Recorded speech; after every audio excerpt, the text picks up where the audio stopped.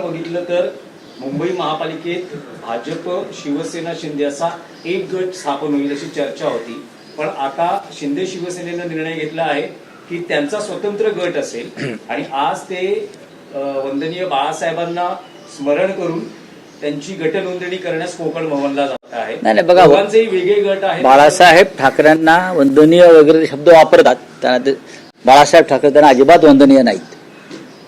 त्यांना वंदनीय फार तर मोदी अमित शाह आहेत। त्यांना वंदनीय कोण आहेत? मोदी आणि अमित शाह त्यांना वंदनीय आहेत। बाळासाहेब ठाकरे त्यांना वंदनीय असते तर बाळासाहेब ठाकरेंच्या विचाराने ते पुढे गेले असते। छत्रपती शिवाजी महाराजांचा अपमान कोश्यारीने केला, निषेधाचा शब्द नाही। मुंबई तोडण्याची कारस्थानं सुरू आहेत, निषेधाचा शब्द नाही।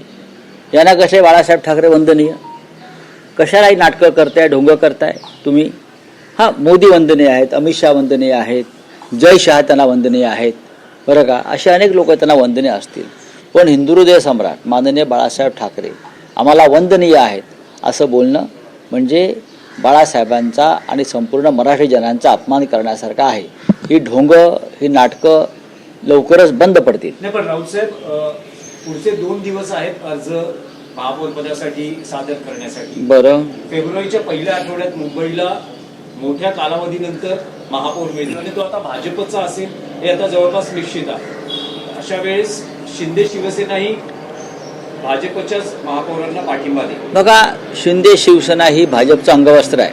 किती रुसणार? हा, हा तर एखादी साडी थोडी पदरात पाडून घेईल, बाकी काय नाही ना घेणार। एखादी आवडीची साडी थोडी पदरात पाडून घेईल ही रुसकी बाई। याच्या पलीकडे काय करणार मला सांगा ना तुम्ही? यांच्या हातात आहे काय?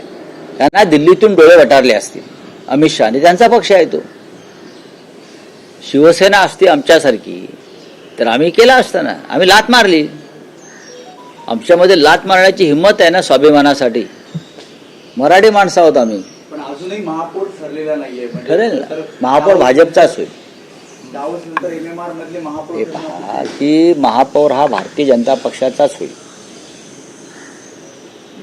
अमित शहाना, मोदींना मुंबईवर जर ताबा मिळवायचं जे काही स्वप्न आहे त्यांचं पूर्णपणे, त्याच्यामुळे ते आपला स्वतःचा महापौर करतील आणि 2.5 वर्षांनंतर वगैरे काही कोणाला मिळणार नाही। आपले नगरसेवक उपस्थित राहणार का? आपले नगरसेवक उपस्थित राहणार? जितक्या